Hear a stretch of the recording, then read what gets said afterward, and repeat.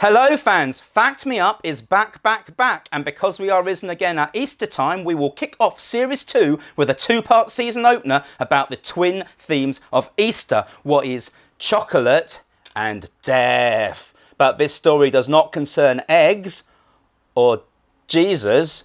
This is the tale of Christiana Edmunds, Brighton's infamous chocolate cream poisoner. Roll titles.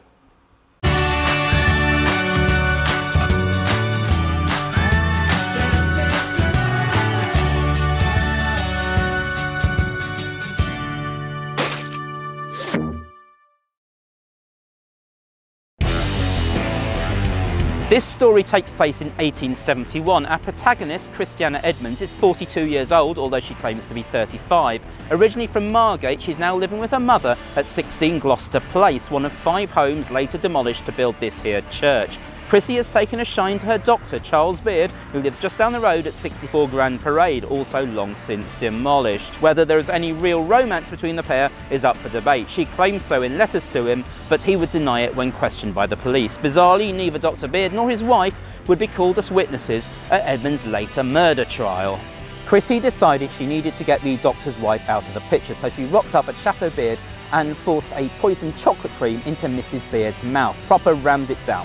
Pretty supple her. Emily Beard spat it out and was ill for several days but ultimately survived. Then, to distract attention from herself, making out there was a whole batch of poisoned chockies going round, Christiana started distributing them throughout Brighton. She had packets delivered to several prominent local residents, left bags of poisoned chocolates mixed with unpoisoned sweets in various shops and businesses, and even went so far as to contaminate the stock in her favoured chocolate smith, J.G. Maynard's of 39 to 41 West Street. Now long gone, but it was here. But how did Christiana get away with all this? Well, one, Christiana made full use of the errand boys that would hang around on Brighton street corners. For example, getting them to return bags of poisoned chocolates to Maynard's for exchange. Miss got the wrong sort in it. 2, accidental poisoning was the most obvious explanation, because basically Victorian larders would often have an unmarked bag of white powder, arsenic used to kill kitchen rats, on the same shelf as an unmarked bag of flour, a white powder used to kill celiacs. 3, poison was pretty damn easy to get hold of. It was much more heavily regulated on the continent, but the Brits hated that whole nanny state attitude. They'll be telling us what shape to make our bananas next. And 4, the very idea of someone deliberately trying to kill people, many of them complete strangers, over a prolonged period of time would have been preposterous to most Victorians of this era. We are talking almost 20 years before Jack the Ripper makes serial killers a thing.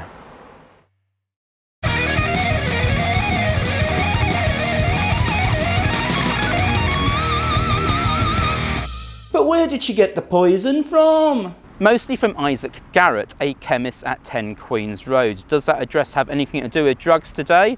No.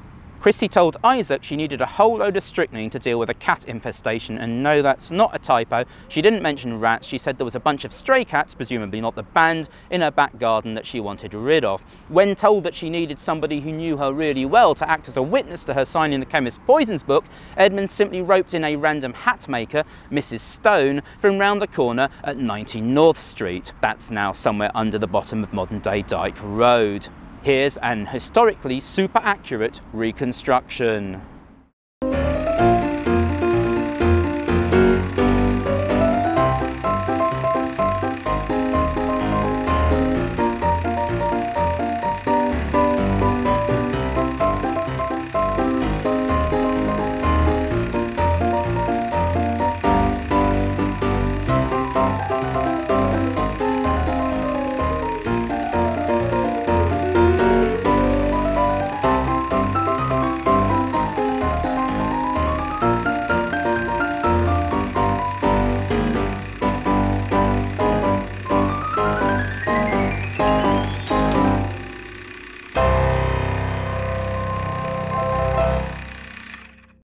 Amazingly, this same routine worked with the same chemist 3 times. On one occasion, Edmunds didn't even bother bringing along the hat lady. Having now accumulated enough strychnine to wipe out most of the feline population of Sussex, she took a different tack, roping in another chemist, Glaser and Kemp, then of 11 to 12 North Street, and still going to this day, albeit now in Hove. Not that she actually got any poison from Glaser and Kemp themselves, she merely faked a note supposedly from them and had a boy deliver it to Isaac Garrett. "We've run out of strychnine, mate. Can we borrow some of yours? As much as you can spare, yeah?" Amazingly, this actually worked, and the boy returned to Edmunds with a full jar of the poison. Mr. Garrett the chemist had now supplied Chrissie with enough strychnine to kill around 100 adults, or, because they're smaller, several hundred childs. And how did Christiana repay Isaac for unwittingly supplying her with all this kill powder? The chemist was one of the people that she posted poisoned chocolates to, along with a local magistrate, local newspaper editor, a family who shared a surname with a family that had dissed her granddad back in Margate about 60 years earlier, the doctor's wife again, obviously. Heck, Christiana even posted some poisoned chocolates to herself. Spoiler alert. She didn't eat them. By best estimates, at least a couple of dozen people received and ate these strychnine creams. The actual figure could be much, much higher. How come there wasn't lots of deaths then? Whilst strychnine is a deadly poison, it's also incredibly bitter. Indeed, in 1871, it was the bitterest substance known on Earth. I'm actually quite surprised that modern day craft brewers haven't started adding it to their IPAs. Yes, that's a sideswipe from someone who hates these overhopped pale ales that currently dominate, but in fact, in Christiana's day, many unscrupulous publicans would actually use Nux vomica, the seed that strychnine comes from, in order to create a convincing head on watered down beer. People biting into one of Christiana's poisoned chocolates, confronted by the bitterness, would almost certainly instantly spit it out and throw the rest away. People got ill, often for a week or more, but nobody died. Well, nobody apart from Sydney Barker, a 4-year-old holidaymaker from London whose tragic death by chocolate threatened Brighton's very standing as a tourist destination.